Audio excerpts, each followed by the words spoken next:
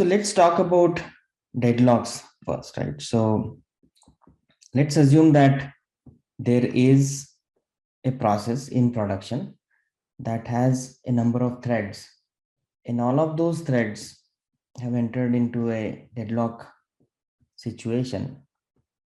Um, Assume that you are the original designer and author of the code that has gotten into this situation, right? So you understand what the system design is and what the code is trying to do.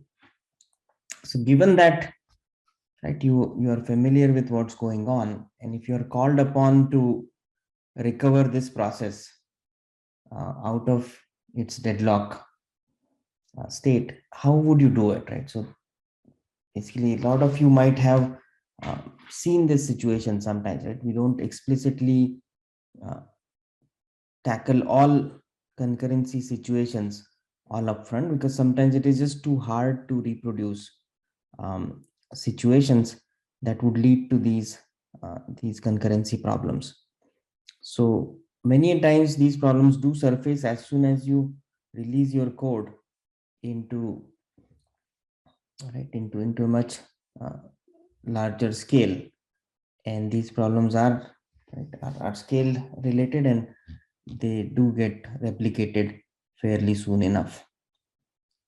So given such a situation, what would be some of your thinking to address this situation? So your goal is to unblock this process that is affected by this problem without any issues, right? So you don't want to disrupt their experience. So how would you do this with minimal disruption?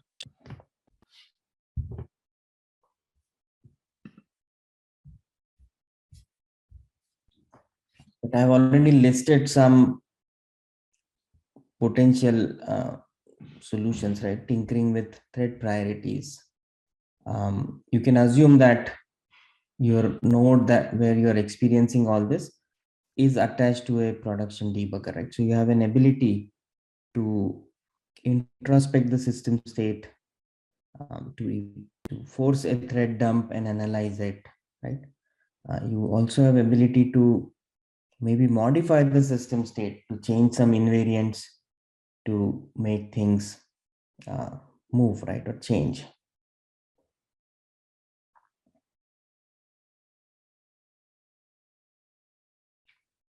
Now, this is a real interview problem from Google. So this is not made up. You would be asked to reflect upon certain concurrency situations. You might be asked to analyze pieces of code for concurrency related issues, or you might be asked to design and implement, right, a piece of code or solution that addresses concurrency related issues. So I think to analyze such problems, what we need to do, and this is right, this question is going to take a significant is meant to take, right, a significant part of a 45-minute interview slot. So that means we can't have a boolean binary answer for these kinds of questions, right? What they are trying to get from you is your understanding on the topic of deadlock and what all uh, kind of implications your different choices could have on this situation. So you may not just state that I will do this. You may cite 3 or 4 different choices, but right, also uh, kind of reinforcing it with both consequences as well as the benefits from those choices. So let's first think about deadlocks, right? Why do we have a deadlock in the first situation, right? So what is that trying to, right, the fact that there is a deadlock, what is it trying to convey to us in terms of what these 10 threads are doing or they are attempting to do at the time of this issue? So there's some kind of a dependency, but Why are these threads waiting on one another? Is there something about shared or sharing of resources here? Let's say that these threads are trying to get something done with collaboration across each other. So when we say they are trying to, they have some dependencies. What are the characteristics of those dependencies? Right? Those, how are those dependencies created in the first place? So one is that someone wants to get someone else to do something. That is also that's a dependency. Now, if those things that they are trying to achieve or accomplish are autonomously independent, then even though there is a dependency, it's just an ordering thing, right? Unless someone does something, the other person, the other thread cannot proceed. In this case, because we have a deadlock, is this dependency any more tightly coupled than just an ordering dependency? Yeah. And So because that it's a deadlock, right? Deadlock implies that there is no forward movement, right? Your your CPUs are busy, but there is no forward movement, right? So that means they are waiting on one another, and there is some kind of a circular cyclic dependency between two or more such threads. Uh, so yes, that's there. Now we are trying to analyze why is there a dependency, right? Circular indeed, but why is there a dependency in the first place, right? So there is some shared state that is being operated upon. Maybe they are all doing different things, these threads, but they do require access to some shared state, right? Some shared resources. And their attempt to get an exclusive access to that shared resource is creating this dependency. Yeah, so I think we have to recognize that there is some mutually exclusive access that is being attempted on some state or some shared resource, and that is the root cause for these threads trying to basically have this managed dependency across one another. And the fact that there is no forward progress, that means that dependency has reached in a circular mode, right, across all these threads. All right, so now that we know what's going on, how can we potentially resolve this? Yeah, so I think one contextual kind of detail on this problem is that this code is already there, right? So let's say you already have put together this code and deployed it. So there is nothing we can do about what that code does.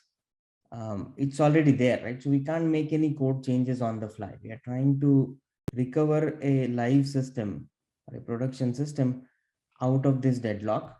We can analyze things, we can take feedback and take it back to the drawing board, and after the fact we can make corrections to the code and redeploy it.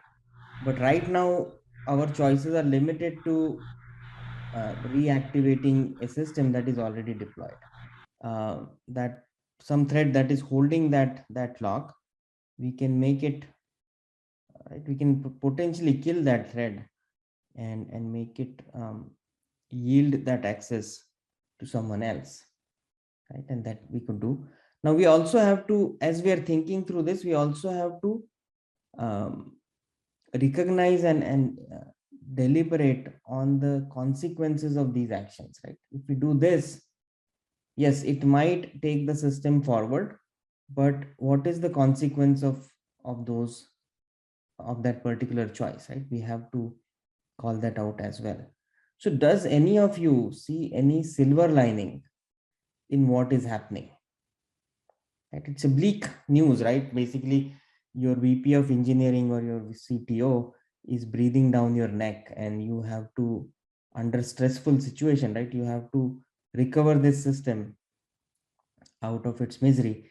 But do you see anything positive about this whole deadlock situation?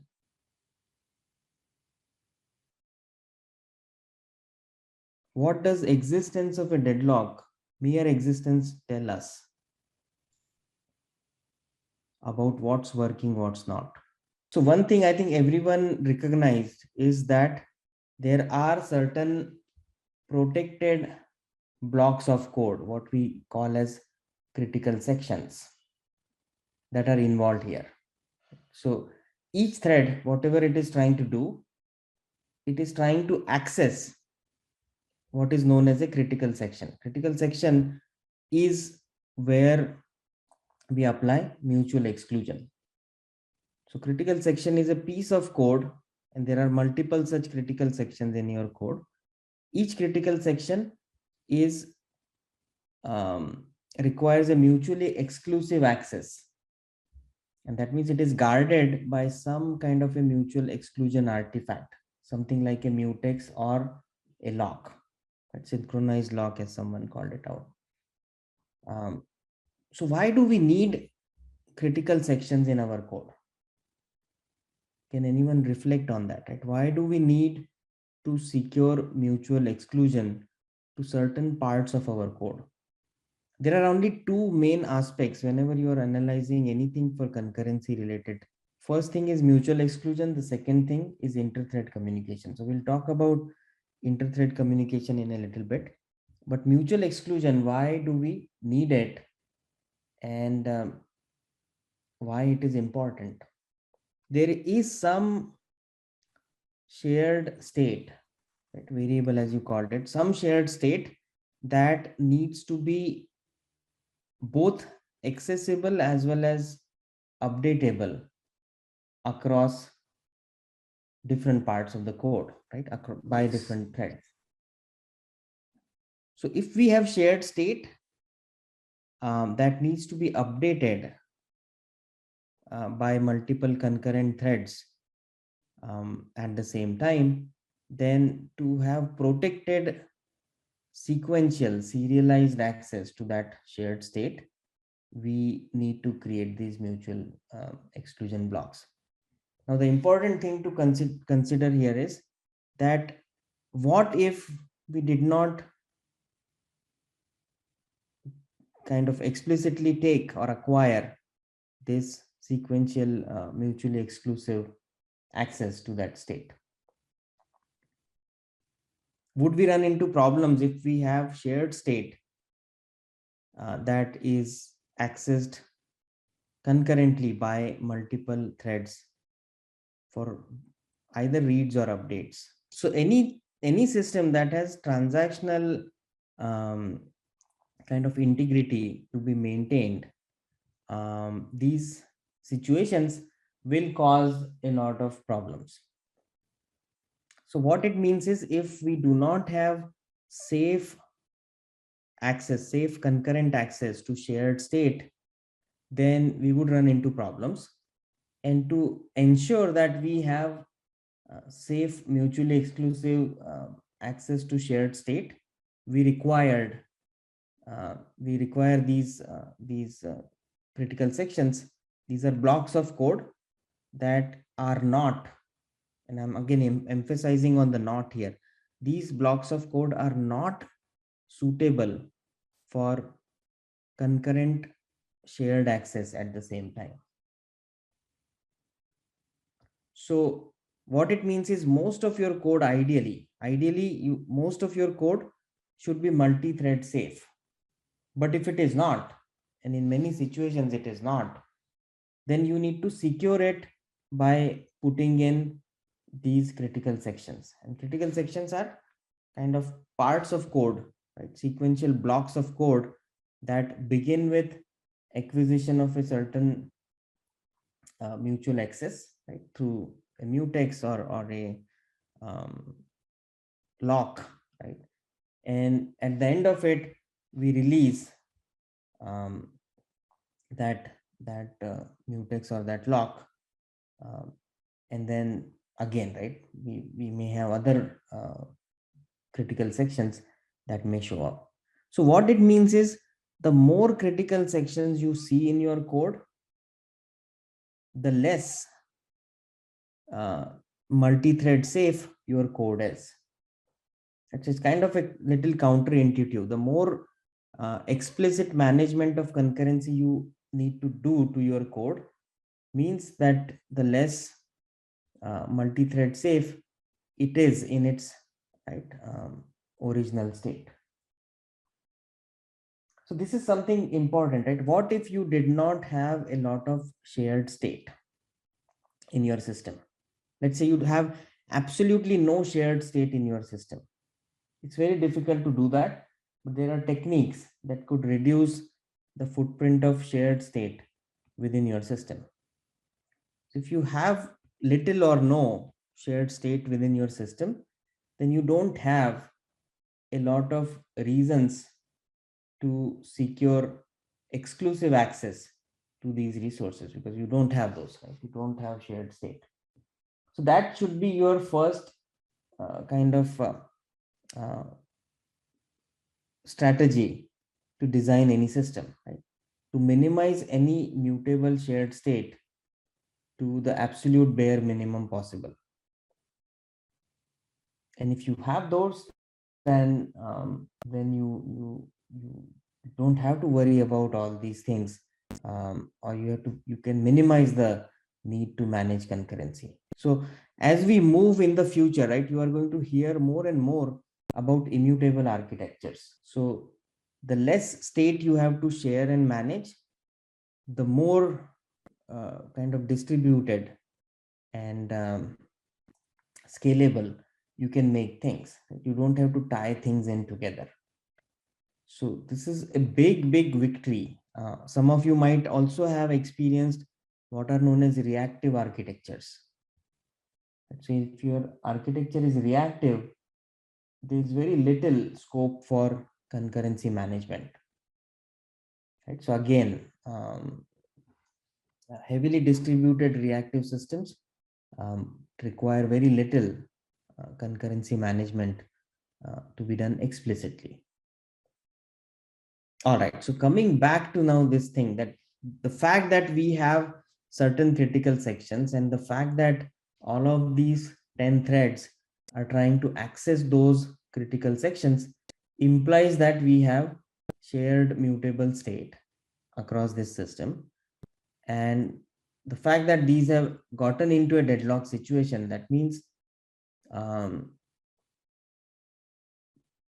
we are in a situation, right, where these threads are not able to agree to who would get access to that critical section, because right, the dependency is such that that right one of these threads is dependent on other one, and the other one is dependent on something else, and that dependency eventually is leading into a closed cycle. Now thinking about the resolution, how do we get these threads to agree that that dependency that they have has been resolved? So a couple of things that we already talked about is either we kill maybe one of these threads that potentially is low impact, or right, doesn't have that critical a responsibility in this chain of responsibilities. The second suggestion someone gave was we can maybe update or change the shared state to a value that would satisfy one or more of these waiting threads. What else could we do? We can analyze the thread dump and figure out what threads are involved, what shared state is involved, compute what would be the target state of the system if we were to let these threads proceed on their own. And then you're saying just pull the plug on the process itself and then change the system state to whatever was the target state. So I think there are a few implications here. So one thing what we are also recognizing here is if we were to let these threads kind of somehow proceed forward, let's say, right, by killing one of these lower priority threads, maybe one of the threads that was holding the lock, right, we just kill it. If we did that, could something bad happen? So I'll get to your second point in just a minute, but the first point, right, for this one, can bad things happen if we were to allow one, right, somehow prioritize one of these threads over others to gain access to that critical section unfairly, right? Because they couldn't get to a fair resolution. That's why we are in this situation. Yeah, and this could be a financial system. This could be anything else, right? This could be any other mission critical system that does, right, take its kind of state management or the sanctity of its protected state very seriously, right? So bad things could happen if we were to let one of these threads gain priority over others in an unfair manner. So this also highlights something positive about this situation. I think if you just negate this or reverse this logic, it should tell you, right, what is positive about this situation. What is the silver lining here? So our recognition of these critical sections and making sure that we require um, exclusive access to these critical sections have prevented the system state from getting corrupted. So in the worst case, right, when these threads could not agree to who would have access to this exclusive zone or exclusive critical section, they got stuck. But they are at this verge of, right, being between consistent system state and inconsistent or corrupted system state, right? So you're one kind of lock away from having a corrupted system state. So that's a silver lining here, right? In fact, the the guards that you put in for access to these otherwise non-multi-thread safe zones, those guards have gotten triggered, and you are at that point where, right, any further action, any further movement, and it would corrupt the system state. So now that we are trying to recover this, right, we come to the second suggestion here, right? Can we kind of somehow still let it go further, analyze the situation, and course correct the corrupted state after the fact, right? So it is also known as compensation techniques. So if you let system state get corrupted and if you compensate it after the fact, and most people have a simple view of system state, right? They think of it as state eventually reflected in a durable persistent store. So you say, right, maybe it was some balance or some interest that was being computed on a financial account, and as long as you know what that impact is, you could go and fix it out of band after the fact, right? It may be as easy as that. It may, in most situations it is not, right? In most situations it's very hard for you to analyze exactly what a lot of complicated piece of code that runs concurrently would have resulted in, right? So, and then there is also the scale challenge, right? What if there are 100 such issues over a day, right? You are not going to be manually analyzing all of those issues and course correcting them one after the other, right? This is just simply not tenable. So that's that. Another situation was, what if it is waiting on something that can be externally influenced? So yes, one of these dependencies, that one of the threads that is trying to do something could have an external trigger, right? Maybe it's trying to um, poll a file for a certain outcome or a certain value, right? And we make it successful just in order to, for it, right, to move fast and give up its claim to that shared protected critical section, right? So we can try to influence things externally. Again, the impact of doing anything out of band to the consistent system state that we want to achieve or keep is hard to figure out. So in some situations, yes, if your system is simple enough that you could analyze these, you can, right, take this calculated risk and corrupt the system state just for a little bit, pull the plug on the whole system, and then fix it. Or, right, the other choice that we had when we started was just kill the process. And so there is no black and white answer to this problem, right? And that's not what interviewer is trying to get out of you. They're just trying to have you reflect on potential choices and their implications. So, right, in most situations, it would be hard to um, analyze and compensate that impact, and you would end up, right, impacting the user, um, and pulling the plug on the process, and then you would restart the process. Now, restarting the process doesn't mean that this problem will not show up again. It can, and it will show up again if, right, if that situation is reenacted. So that also means that we need to go back to the drawing board, right, take all the learnings from the analysis that we have done, and we would have to roll out a fix, a permanent fix to this problem as fast as we can, right? Hopefully within within a few hours.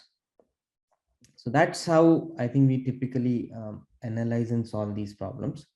And I'm pretty sure some of you may have experienced this situation quite a few times.